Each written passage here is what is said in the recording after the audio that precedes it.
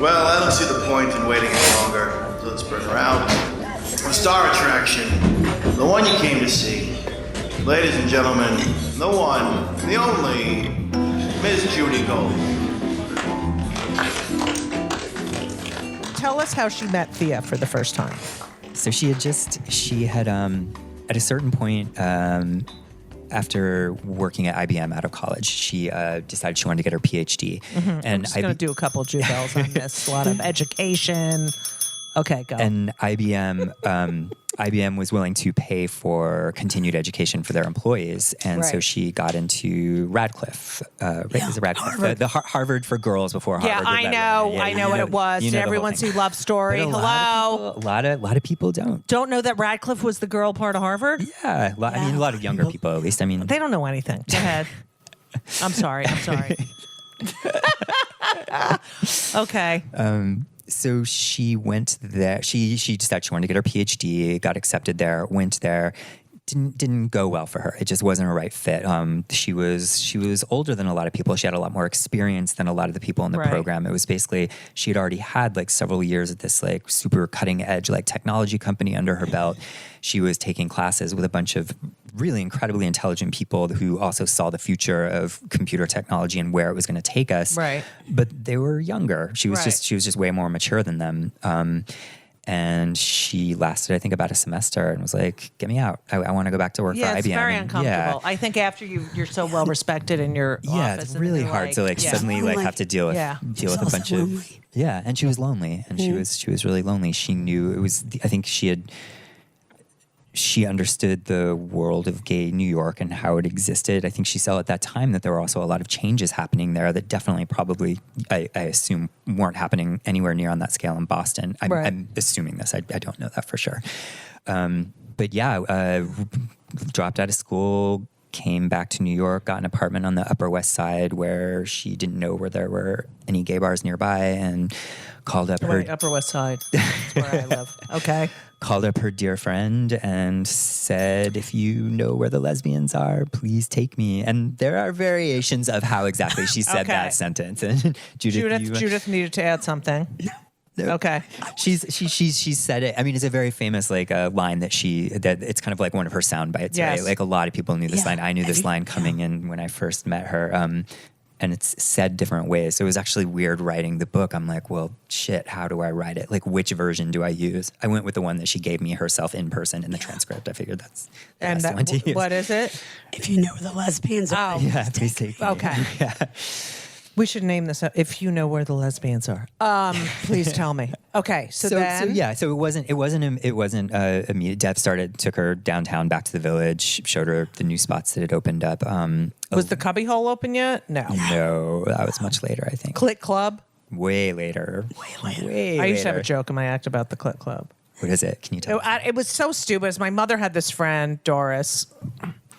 And my mother grew up in Manhattan, and Doris loved New York, and they lived in New Jersey because that's where my mother moved to New Jersey. Because my father worked in Trenton. They picked the in-between spot between New York and Trenton. And so Doris was one of the women at the synagogue, Holocaust survivor. Anyway, her and my mother, let's go. They would go to shows, and my mother just she hated living there. And I used to do this bit in my act about Doris was so hyper, and she'd call up my mother. Ruth, we're going to New York. We're going to New York. We're going to go to New York. We're going to get on the train. We're going to go to New York. Maybe at the Clit Club. I would go on and on of every fucking lesbian bar. It was funny then. Apparently not funny right now. Okay, so it got to the point where she kept calling to Ruth, we're going to the Clit Club. Okay, so what were the names of the bars then? I need Edie's map in front of me. Provincetown Landing. Provincetown Landing, that's right. I think the Laurels. I think both of those had closed by the time she returned, and that's why she needed to know where. The Bagatelle was the hot spot over on 11th and University. Really? The Bagatelle? Yeah. So my mother even came into the city. What? On a double date. No way. Before she was married. Because there were a lot of straight people who went to these bars because they couldn't believe there were gay people Are you kidding? And my mother tells this whole story about this very attractive woman at the bar wearing like a gray one-piece dress and the whole thing and whatever. And she was like, it could have been Edie. I'm like, No, I bet it was. It could have been. It really could have been. My mother just told me this story like the last couple of months. Wow. I go, where were you? Where were you when you meet Edie? Yeah. When you met Edie? Yeah. Like, hello. But speaking of these names of these bars and trying to find them, I want to give a shout out to this woman named Gwen Shockey, who's an artist who has this really incredible project where she's been finding all of these lost women's spaces and like tracking them and taking photographs of where they actually existed. Yeah. What's her name? Gwen Shockey, and all your listeners should look her up. She's super I get my cool, voice really, really back. nice. We're going to interview her. Yeah, she was super helpful to talk to. Really? Yeah, but the bar. I might have to have her. All right, it's okay. I might have to join that interview. All right. So the place where Edie finally met Thea wasn't actually technically a women's bar, a lesbian bar. It was a restaurant called Portofino that had a sort of an unofficial lesbian night. It was run at the time by Elaine Kaufman. Yes, of Elaine yeah. Kaufman of Elaine's. And if people, you know, God bless these icons. Go out. Seriously. Well, and she was really like, honing all her skills to turn Elaine's into what Elaine's was at Portofino by like curating these like really fantastic groups of like super cool people, which included a lot of queer people. Well, come on. And I mean, we are the coolest people in the world. Hello. so it just became We're kind so of known that- fun. I know. Fun people. We are the fun, and Everybody wants to we're have so us. like know what it's like to feel completely. Like we don't take anything serious. We are, if you don't have a gay, well, no one who's listening doesn't have a gay in their life, but Right. these people who think they don't know gay people, it's just ridiculous. Okay, because you know a gay and you love a gay and you don't even realize it. But anyway, go. It's sort of like all underground. Like it's like, okay, so and so's doing this on Tuesday night. We're gonna meet there. So and so's cool. We're gonna go there. Yeah. But there was never like a big sign, because forget it. It was illegal. Yeah, no, it's just Edie word of mouth. also used to discuss like if she had a crush on somebody to find them and like zigzag the city to these bars to find somebody. Right. Like There was pre-cell no phones. cell- It was such a Right, there was no yeah. Nothing. She was like, oh my God, you could spend your whole night like, Looking for someone, somebody. going to all the Yeah. places that had gay. That's amazing. The other thing she also said is it was an embarrassment to leave the bar alone. Oh. Yeah. So Edie had she had a reputation for leaving the bars a lot, always with a woman. She wasn't always going home with them. She just didn't like the look of leaving a bar by herself. Yeah. So fucking hilarious. So There's a great story about her back. Yeah. You can tell She, a great story. Yeah, flashing. So on one of those cases, she took a young woman home. It was too late for this person to get a bus back to New Jersey. Edie let her stay over, but didn't want to have sex with her. Yeah. But slept in the same bed, facing away from each other. And years and years later, like decades later, Edie's out in the Hamptons and meets Liz Smith for the first time. And it turns out that the woman that was Liz Smith's current assistant, and Liz goes, "Oh, Edie Windsor, nice to meet you. I hear you have a very lovely back." no way! Oh my God, that's hilarious! I loved Liz Smith. Yeah. Wow, that's great. Yeah. So So small world. No. So she meets Thea. So she and Dev go to Portofino one night. Okay. This, Deb like, Buxbaum. Deb Buxbaum. How's that for a name? Okay. good, Her best friend. best friend. They had dated briefly, but quickly work didn't out. work out, but quickly Yeah. became like dear friends throughout their entire lives. I mean, one of her oldest and dearest friends. They were at the bar, actually waiting for their table, and Thea was there. I can't remember if she was on a date. She wasn't on a date because she wasn't No. with her girlfriend. She was with another friend. Dev introduced them, and Edie was just immediately completely like smitten. And they went off to their table. Thea and her friend went off to their table. And Dev could like immediately tell that Edie was interested, and she's like, "No, she's taken. It's not going to happen." But Edie very filed her away in the back of her mind. And they actually ended up going to the same party that night. Like later, it was it was a small scene. Yeah. It was a pretty small scene. Yeah. Danced and danced and danced, and they continued. Which is what Edie loved to do, Yeah, and Thea both of loved to them. do. That was their thing. And like over the next, it was 2 years, right? Like continued to just like run into each other at different parties. Thea was always taken, but there was clearly just like a connection between them. Was Thea, and Thea was a psychologist at this time, but she had a lot of lesbo patients, correct? Not in the 60s. No, that's not. When she was studying to be a psychologist, homosexuality was still a mental illness. Right. But she did have gay patients. Yeah. She had I mean, later on, Right. in the age years. Yeah, then she really helped. Even at the time. Yeah. So here, there's a lot of stories that didn't actually make it into this book. And Let's tell 'em, baby. when See, we that's cannot, why and, Edie like, didn't that's want why- me talking today. I hear you. Yeah, she did. She did have. some lot. and I know that because of a story that that will not. God damn it. Sorry, after No. the microphones are off, I'll tell you. All right. Yeah. So they keep bumping into each other. Bumping into each other. Yep. Edie at this point is just getting sadder and sadder. She joins the group, and then finally finds out that Thea has broken up with her long-term girlfriend, single for the first time ever, and going to be out in the Hamptons. And it was early May, so totally impossible to get a last-minute room in the Hamptons. Probably, I imagine, as it still is right now with that kind of time frame. Edie starts calling around every single person she knows. Nobody has a room. She calls up somebody that she vaguely knows, and she says, "I know this is so presumptuous, but I really need a room in the Hamptons for that weekend. Can I please crash with you?" And they let her. And they invited her. And it was specifically good that it was these people because she had heard that the woman who was going to be driving Thea was going to be driving her friend out, and her friend was going to be staying at this house. So she knew for sure that Thea was actually going to be stopping at this house she was staying at before continuing on to the place that she had been renting with her girlfriend that she had just broken up with. Okay. Smart. Yeah. Brilliant. Yeah. So she was supposed to arrive. Edie arrived. All the people at the house were like, "We're going out dancing." Edie was like, "I'm going to stay behind and wait for these people that are supposed to show up." She didn't say that. She made up some excuse as to why she was tired, Okay. didn't want to go out Yeah. dancing. Waited up. They never arrived. And she was super pissed. Found out later that the ladies who had gone out dancing had heard that Thea had to work late, couldn't make it out, so they weren't coming till tomorrow. I know. Okay. Edie finds this out. And she could have had a night out dancing. Yeah, totally. Yeah.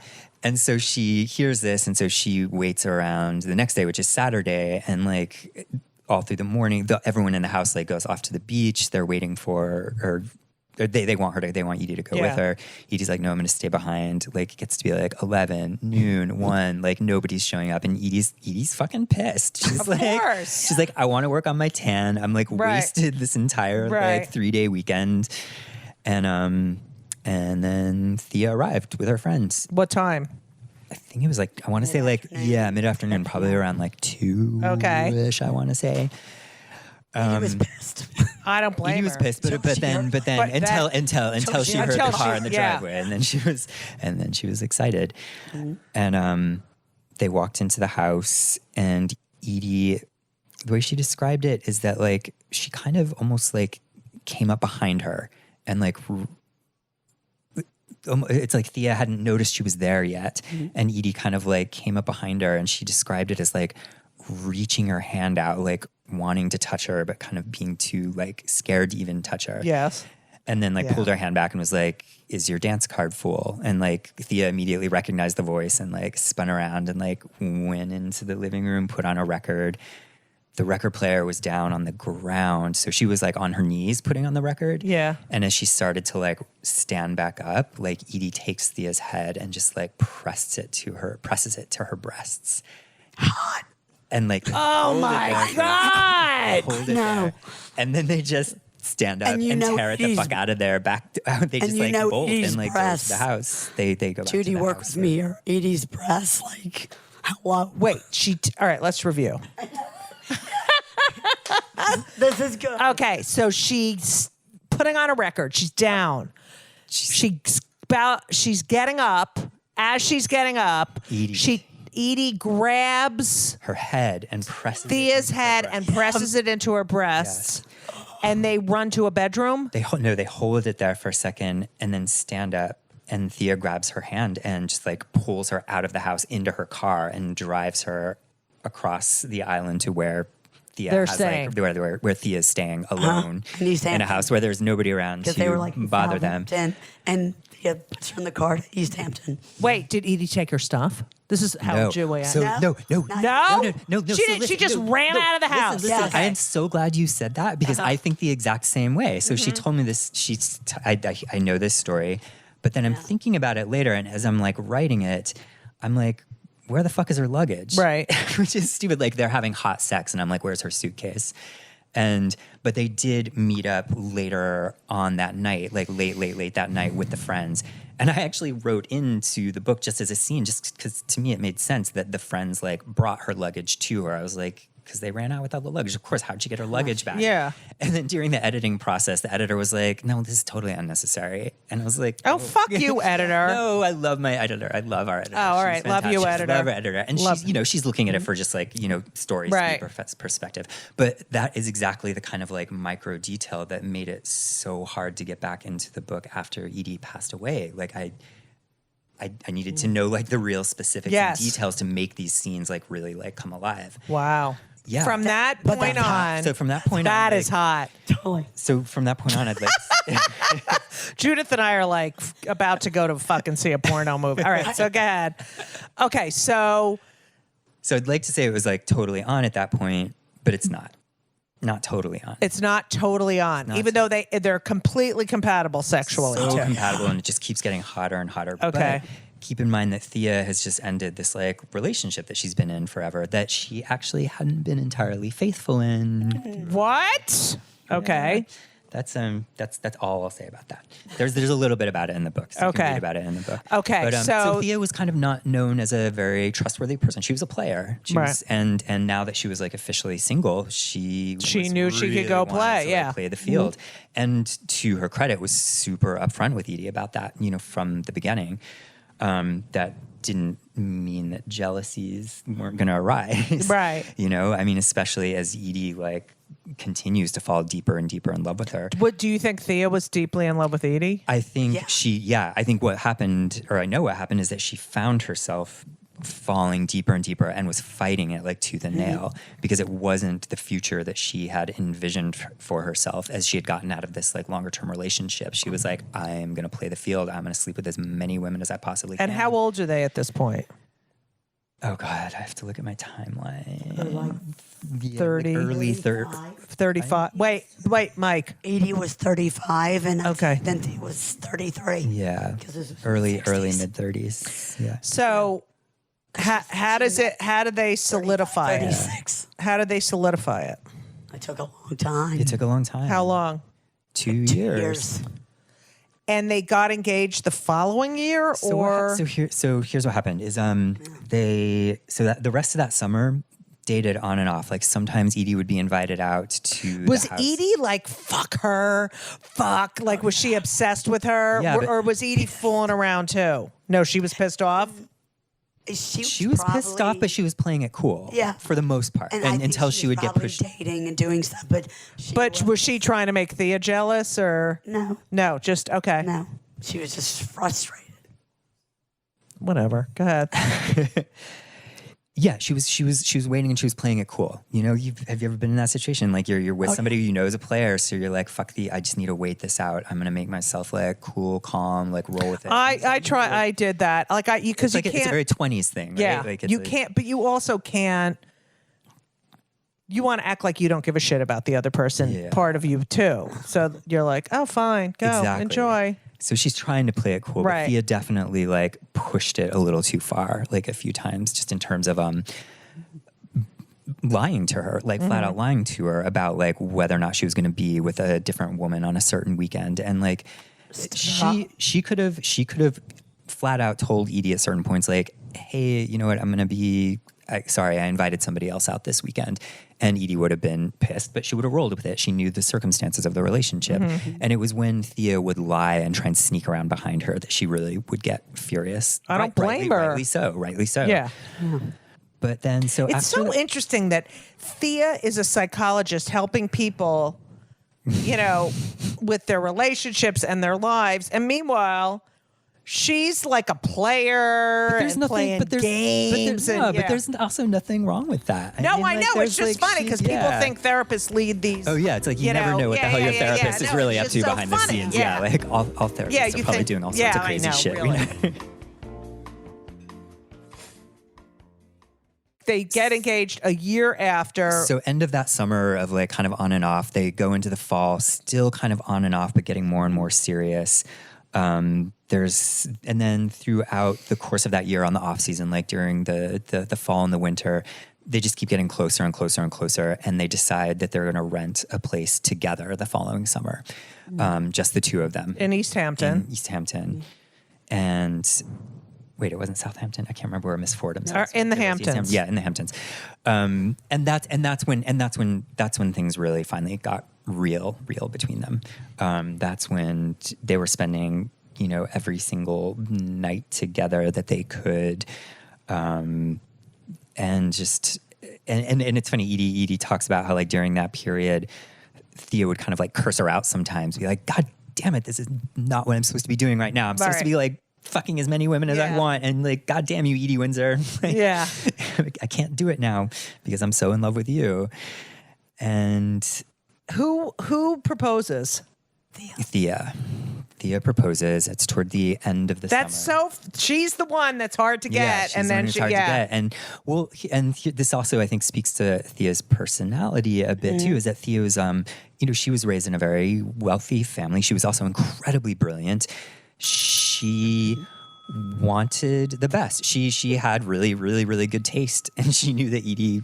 You can't get better than Edie. Yeah, exactly. And she knew that, and she's like, oh, shit, I gotta lock this down. They get engaged. So she had the way Edie describes it is that Thea kind of like manipulate is the wrong word, but kind of like convinced her that what she wanted. Well, she asked her point blank. She's like, if you ever got engaged, if I ever proposed, would you wear like an engagement ring to work? And she's like, hell no. All my like coworkers would be like, who's the guy? Yeah. Who's the guy? And she's like, well, what about a pin? So Edie was like, that idea was planted. Like, oh, a pin would be like cool. Yeah, I can see like a pin. Like nobody would know, but it's like the secret representation of like the love that we have. And that's exactly what Thea did. She bought her a diamond brooch. That's what we had to do? Yeah, well, these like hidden codes. It's a fucking... right? Okay. Yeah. So, here they are. They're the fucking... They're the head of the Leslies. Pretty much. Oh yeah. Like here we have this hot, intellectual Leslie group. I guess, the coolest Leslies in town. I mean, they're pretty much the head of the cool Leslies. Yeah, that whole scene, like it was another thing that I learned working on this project. I had no idea that the Hamptons were like a big lesbian scene. Yeah. That was just completely That's new where that play, that play? Oh no, that's Cove, I can't. Bluefish Cove, but it's not. I don't think that was in the Hamptons, but I think it's like that whole idea of like those colonies where they would all spend the summer and stuff. Okay, but so you're totally right there in terms of people really looking up to them, and especially like as they stayed together and through the following years after their engagement. They really loved playing up their kind of butch femme dynamic. I mean, there's a book that was even written about them. They appeared as these like kind of fictionalized versions of themselves in one of their friends' books, and they described them as Edie playing Scarlett to Thea's Rhett Butler. You know what's so funny? That Elisa always says to me, we don't have defined gender roles, and that's why we fight all the time.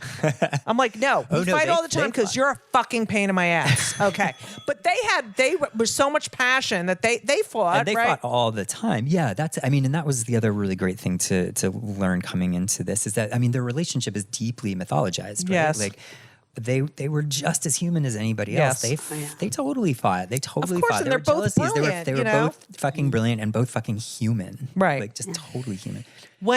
Tell us when they found out that. Go ahead. Sorry. Living a closeted life. How Yes. stressful that was for them. Right. Especially that she's, Thea, it didn't matter as much because she had her own, people would come to her office, right? Well, no, actually, she kind of had a bigger problem than Edie did in some good, ways. Judy. Yeah, Yeah. because she was really scared that it was going to affect her practice. She didn't just have gay clients; she also had a lot of straight Yes. clients. And there's a scene in the book where they were hosting a housewarming party for the house that they finally bought.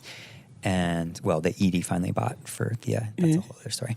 And for the housewarming party, Edie made this handwritten sign to put outside so people would know which house it was. And it said, Edie and Thea's. And Thea flipped out. She was like, no, people can't see my name with like a woman's name out on the curb. And Edie's like, what are you talking about? There's there could be any other like Thea's. And she's like, no, I've got clients out here. And it was a huge Wow. big argument. Terrible. And so they fought hard enough that they Thea kind of like stormed to off. an O. Theo. Yeah. So then Edie changed the sign and did Edie and T's, T apostrophe S, and kind of like not in a meek way, but kind we of like still came up have to it. her and asked, You still have it? Totally. Oh my. and It's on like on a director's chair on the back. Yeah. It was written on like one of those kind of things. Amazing. And yes, I have it. and so she brought that sign to Thea, and she's like, well, is this okay? And like Thea knew how awful it was that they even had to have that fight, and she was so apologetic for even that she had those feelings to begin with. Yeah. But they did still go with the Edie and T sign instead of the Edie and Thea's. So back to your point. So when does Thea get diagnosed? So she starts stumbling In the very- 15 years later. yeah 15 years. 15 years. They had great time in the 70s. It's like late 70s. I really need to start bringing my And they traveled, right? Traveled all and over the world. yes. Because Thea was European, so they just... Yeah, they had a wanting to go really incredibly glamorous kind of jet set life. I mean, Yeah. it was one of the other reasons why people looked up to them. People who worked with Edie, when she started doing this, they didn't know what she thought they were dating somebody, and like fancy Edie going off to the Hamptons every weekend. It was like a whole thing. Wow. Yeah. So in the late 70s, mid to late 70s, Thea starts stumbling and kind of tripping. And she blamed it on a childhood injury that she had in her leg, and was just like, oh, it's acting up as I get older. But then it just started getting progressively worse, and there were other really strange symptoms. She would had this really intense numbness band kind of around her waist, just a whole series of very strange symptoms. And the thing with MS is that you can't just diagnose it. You have to basically rule out everything else before they can decide that it's actually MS. So it was a good 2 years between when the symptoms actually started and she finally officially got the diagnosis of MS. But it progressed really quickly. Right after the actual diagnosis, she went from a cane to crutches to a wheelchair. I mean, really fast. I want to say within year two. Wow. Yeah, it was incredibly fast. So these were all gigantic life changes that they're navigating together suddenly. And Thea even said to her at one point after the diagnosis, hey, if you want out of here, this is just going to get worse for me. I will not hold it against you if you want to leave. And Edie was like, God, no. What are you talking about? Right. I think she was probably angry at hearing that. She's like, of course I'm not going to leave you in this. And she absolutely didn't.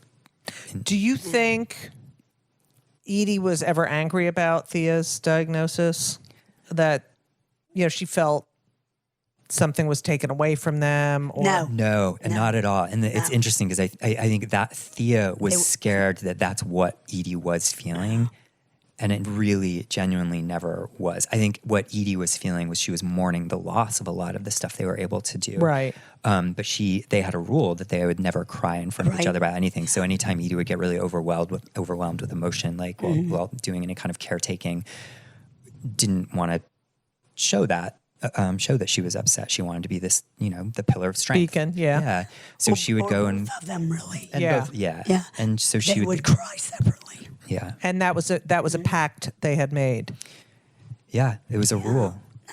And also, It's just sort of what it was. Okay. oh no, sorry. The rule was that it was what, like no sad stuff after 5 p.m. or something like that. It was that they I got to do that with Elisa. Yeah, no that's what it annoying me Yeah. after 10 a.m. in the morning until we go to sleep. That was when they argued. And when they argued, they had like a number system. And when it got to a point where like Edie would say 7, and They had a number system. They had a number system when they were fighting, and if the number got too high, they knew to stop. I'm doing that with Elisa. Yeah. It's a good system. Yeah. But as far as the diagnosis of MS, Edie always said it happened to both of us. Like she was, And she also said they never stopped dancing. I mean, No. that her on top of her in the wheelchair. I mean, Beautiful. Thea even says, Unbelievable. I mean, Thea did hold on to that guilt. It was something she really couldn't. And she says it in the documentary. There's a really powerful scene where she's like, look, we can say like, yes, this is nobody's fault, but actually this is my fault. I am the one who got MS, so this is my fault. She's like, I know this isn't the exact phrasing. She's like, I know that's a really reductive way to think about it. Yeah. But honestly, this is it's very easy to fall into that thought pattern, and it still makes me very upset and angry. Right. But Edie never. Fuck you.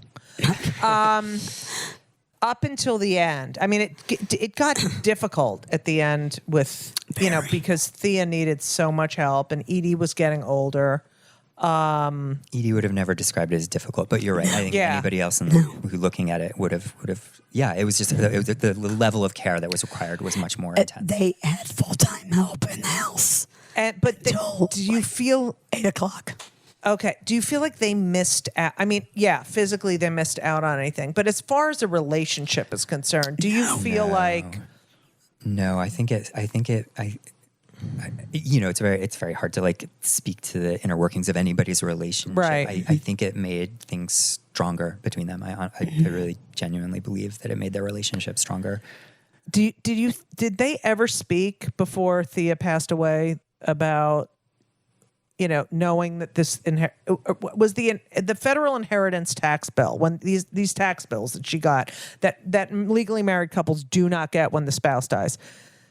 Did they ever talk about that before, or was it a big surprise to Edie? They didn't talk about that specifically, but they were very aware that wills were an issue and that wills could be Yes, that is a very gay thing. Yeah, there was a huge problem with Thea's will with her family. That, like, the money that she was supposed to get ended up being put into a controlled trust that was controlled by like this group of men. Right. So they were really careful with their money and making sure that everything was like tracked. But still, they got. I mean, that's what people don't understand. Like the younger people, what we fought for was. I mean, because the immediate family under the law could have not spoken to the person for 50 years, but get all their money, and the spouse who lives with them for 50 years, nothing.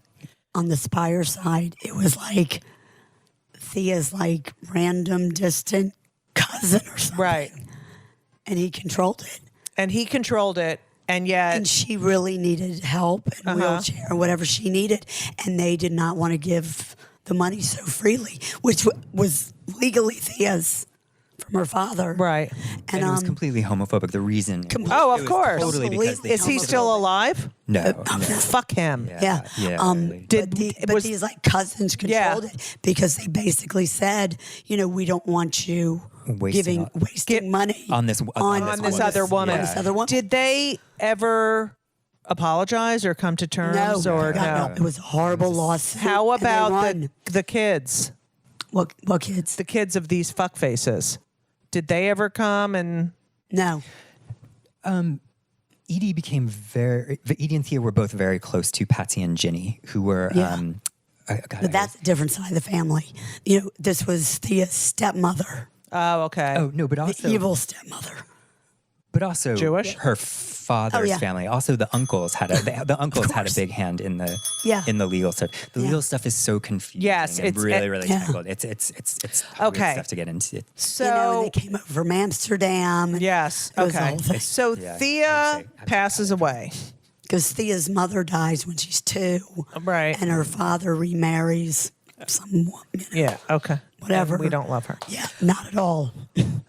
Thea dies. in Yeah. February, and April is tax day. 2 months later, Yes. they have to file these taxes, and that's when That's when it happened. when she learned she was going to have to Yeah. pay. Now, all of did this money. Thea know Robbie Kaplan before? No. No. Yeah, Yes. Yes. She was Because a therapist. Robbie had known Thea. Yeah. She was a And- therapist. And she decides she's going to represent Edie and go in front of the Supreme Court. Had you met Edie at this point? Me? Yes. Yes. Where'd you meet her? Sorry, I'm not sure. Edie! That's hilarious. Alexa great. starts talking. I know. That's amazing. Do you think that was Edie? Totally. I'm telling you. Totally. That is hilarious. All right. She's fact checking the book from Okay. Beyond the Grave. Totally. it. I will tell you, and it's in the book. I first laid eyes on Edie on November. It's on that thing, November 9th or something, 2010, when she got the Lifetime Achievement Award at Sage. I fell backwards in my chair, and I knew. I looked at her and I'm like, oh my God. Was she I your was obsessed. Yeah. Was she your then- type? Totally. So Yeah. you were Yeah. attracted to older women, No, not older, necessarily. but just No, her type, her just body type, her smarts, something about yeah. her just blew Yeah. me away. And then the case started very Yes, shortly after yes. that in 2010. Yes. We New Yorkers all knew that. I mean, she had the conference, the Yes. first news conference at the center. Yeah, the in G- the 2010. Gay and Lesbian Center. And I was watching New York One, and I'm like, oh my God. I was literally There like, she weeks later, is. I'm like, Yeah. oh my God. And then from there, Edie just started to go into stratospheres, the case, whatever. But I would see her at every event. At events. And then, And would you talk to her at the yeah. events? Yeah. I would always go up and say hello.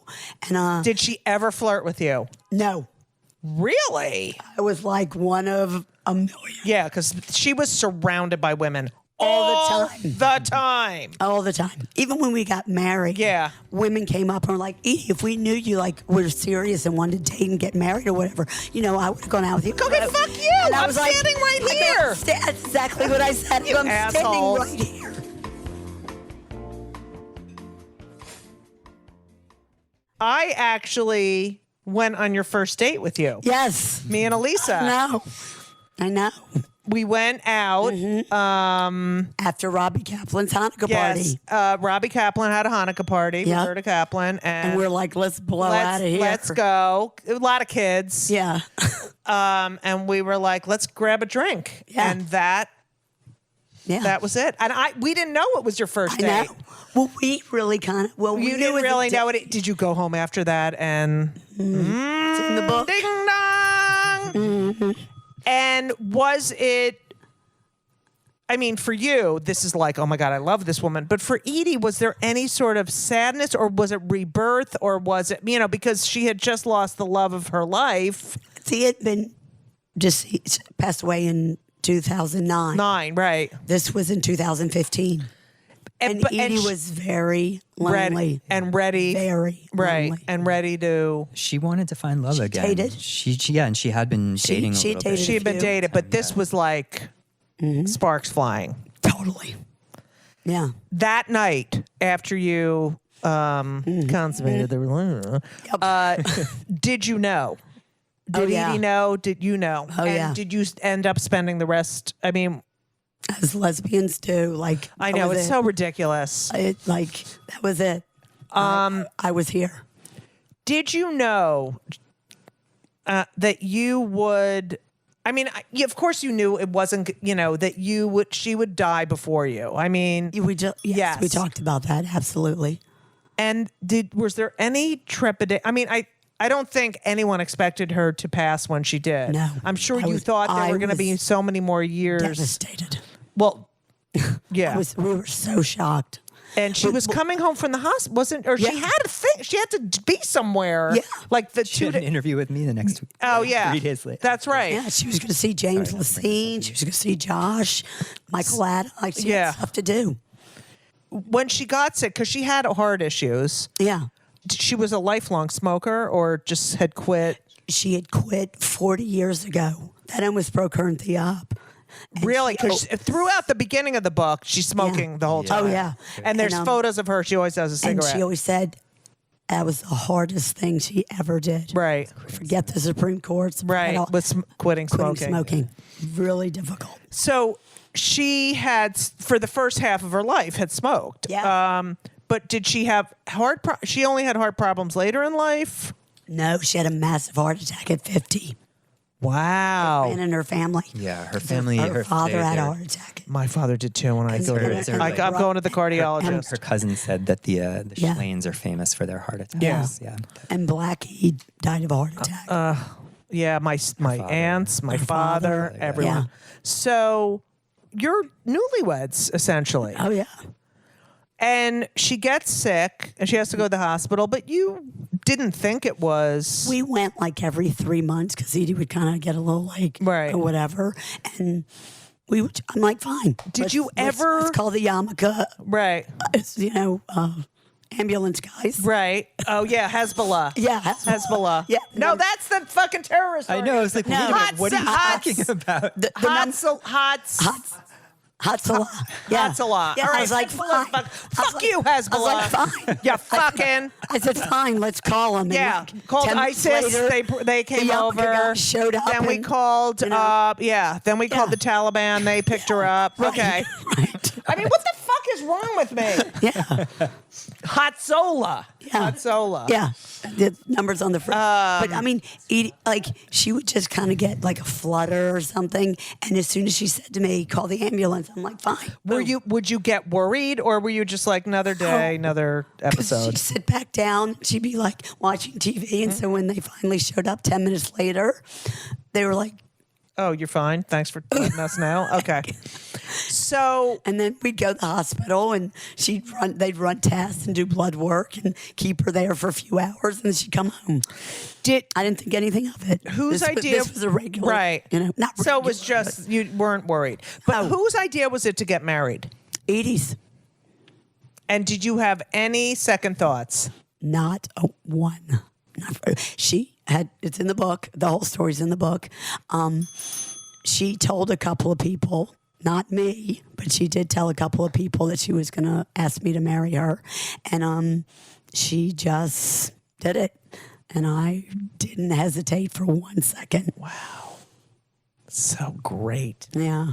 It was really, it was amazing. I mean, you could see how happy she was with you, and just knowing we had so much fun, right? Yeah. She was the funnest. She was so fun. That's what, when people ask me, tell me something about Edie like that, I don't know, and I usually say how funny she was. Oh, funny, and was so in touch with her inner child. Oh, totally. Of being fuck it all. And I don't give a shit. I would say she she didn't have a filthy mouth, but she would be like, oh, fuck that, we're out here. So she was also incredibly sexual. Yes. Oh, that's what I love about her. When she was interviewed for the New Yorker, and Robbie Kaplan was there too, and Robbie kept saying, don't say anything about sex. And you could read in this article that she's like, okay, well, I'm not supposed to talk about that. But she was such an unabashedly sexual person,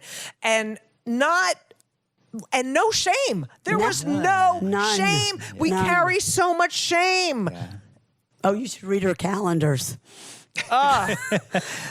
It's just they had designated sex dates. There's a lot of good sex dates in the old Yeah? wars from back in the day. I'm doing all this shit with you, Lisa. I swear to God. Wait till I get home. What do you think? I mean, we're surrounded by boxes, NYU, and you know, you've mourned, but I'm sure it's in your face all the fucking, you know.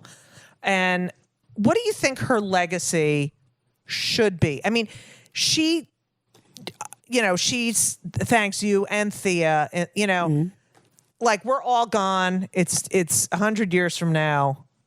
Oh, wow. What do you want people to know about Edie? Love. It was all about love.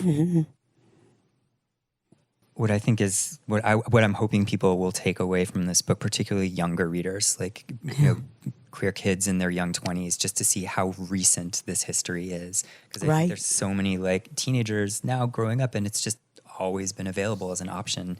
And this all has happened And within a it's single crazy. lifetime. Like, If I'm on the street and I'll ask somebody if they know who Edie Windsor is, and if they don't, It's they get it's the like history- Anne Frank. They get this. Well, all right. Sorry, all the Jews, but Yeah. I'm just saying. Totally. She is an icon. I like. They get the history lesson, and like think about it. It's only been 6 years. Right. 6 years. 6 years. And also, That's it. you know, Edie was also fundamental. First of all, she and Thea were away when Stonewall happened. They were not in town. Yeah. But I remember she was always instrumental in letting people know when it came to the AIDS crisis, not only that it was a catalyst for our movement of equality, but that the women, the lesbians, the lesbians were a huge part of that and helped the gay men. And we are never, every AIDS, I know, you know, a normal heart, everything is gets me crazy. Yeah. You know, and we do talk about it in the book. Yes. It's important to bring up in the You know, Thea was doing a lot of, you know, counseling, and we're talking doctors at St. Vincent's Hospital who were dropping dead. Yes. And you talk about the women who went in, and they were the ones cleaning the sheets, cleaning up their vomit. We weren't scared. We were nurses. And like the lesbians went in and did all of this. The thing is that pisses me off, though, is that why did it take a fucking plague for gay women and men to come together? Yeah, it's really sad. Well, but that's interesting about Edie. Yeah. Edie was a little different.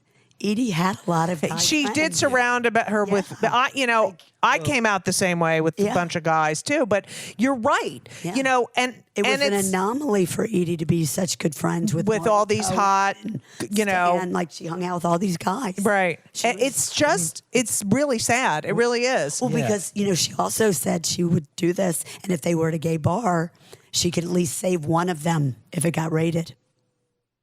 Wow. By posing as a straight. Yes. I She get would it. grab one. She grabbed one of them. At least she could save one of them. She didn't look, you know. We get a bad. Can you imagine? We get a bad rap. We do. We totally do. I could talk to you for another hour and a half, and I'd love to maybe do more.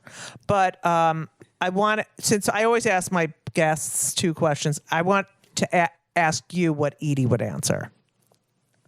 Okay, I always WWED. What would Edie do? Yeah, what would Edie do? I do this in my head all the time. First of all, we're very pro mental health, so I always ask: was Edie on any antidepressants? No, she really was very together. You know, what did she do for her mental health? What did she like? If she was lonely, or I mean, she was. Well, when I met her, it's kind of how my life is now. You know, she was going out constantly. Yeah. And you know the attention. Yes, and she was got. very social and I mean, she was beloved. a rock star. It was like the queen walked in. Yeah. I mean, it was crazy. But then she came home and she was alone. Yeah. And lonely. Yeah, of course. And we talk about it in the book. Yeah. Randomly, right after we met late November, early December, I was invited to a holiday party, and the guys live right upstairs. There were 2 guys. Oh my God. Random. and I'm good friends with these guys, That's Gene and Robert. amazing. And so I came to their holiday party, and when I came to the holiday party, we had not discussed anything yet. We'd only been together maybe Right. a little less than a month. I went to the party, and I disappeared, and I came downstairs. Oh. And Edie was binge watching The L Word. Yeah. What made Edie angry? What pissed her off? I mean, when people assumed that older Yeah. people don't have sex. Like, Yeah. that was something she was Yes. really, really Yeah. passionate about talking about. She Like, fuck loved those talking guys. about Like, sex. Yeah. I Or- love or- that about Yeah. her. Yeah. Because they, first of all, guys have the Viagra. They're always fucking, sexually harassing and like, hey, boo, and half of them can't get it up. But women, after a certain age, are not considered sexual beings anymore. And there was no one hotter than Edie and more sexual than Edie. Look who you're talking to. Yeah. I'm telling you, we had, Yeah. because when we got together, people who knew me, they're like, there's definitely sex going on. Yeah, right. Because Judith is pretty sexual, and yeah. Did your mother love Edie? My mother didn't quite know what to do with Right. Edie. But my father and Edie were, Very close. oh yeah, my dad totally dug each other. Oh, too bad on your mother. She just didn't. Oh, because she's a woman and she can't Yeah. deal with it. Because, and this is interesting. When we got married, my parents live in Boca, What? That's unusual. where Jews go to die. We couldn't find my parents for about a day, and she didn't want to tell anybody until we told my parents. And my dad's busy playing golf, and my mother's playing canasta, and the whole thing. And we finally pegged them, and I get my dad, and he goes, "Your mother has a 4:00 canasta game. We'll call you after that." I said, "Fine." I wanted them both on the phone at the same time. And I said to them, I got married. And they're like, what? What do you mean you got married? I said, well, I got married yesterday. Jews. And they were very happy for me. They were ecstatic. Right. And like my father's asking rational questions like, Yeah. what does she do? Where are you going to live? Are you going to live in your apartment? Does she have an apartment? What is she, I said, well, she's retired and whatever. And my mother pipes in, the ring. Tell me about the ring. Oh, God. What did you wear? The ring is a pig? Right. It's hilarious. And I said, Mom, we made a decision like on Wednesday, Thursday, and then you have to wait 24 hours in New York. And we went Monday morning and got married. I said, so there I was, don't like, understand no why time. I wasn't informed.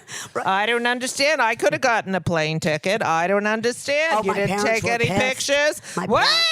My parents were pissed. I bet. And then, my father again is still asking like the rational questions. Yeah.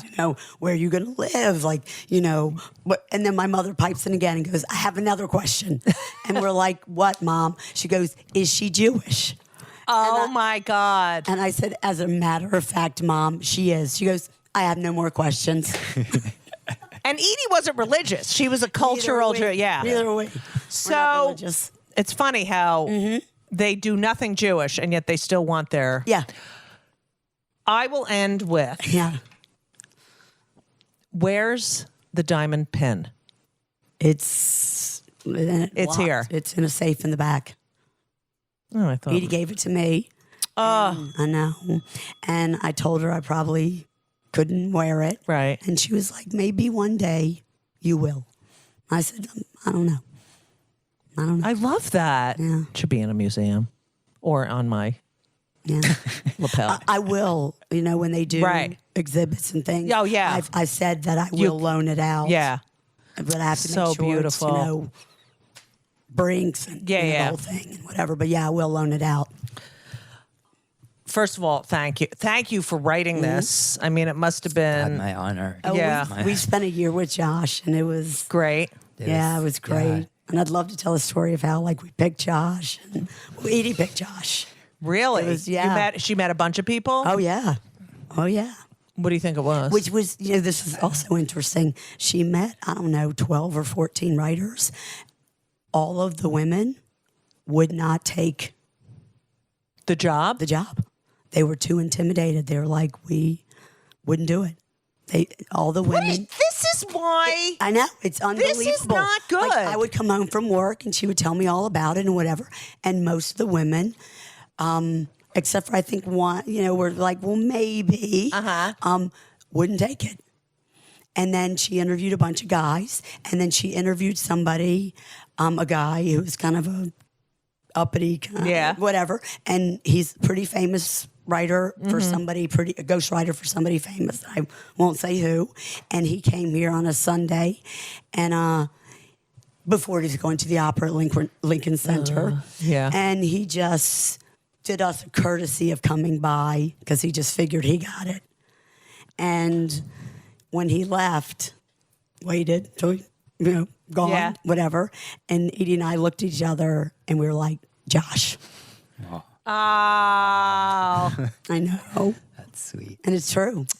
That's so great. Who called opera to tell him?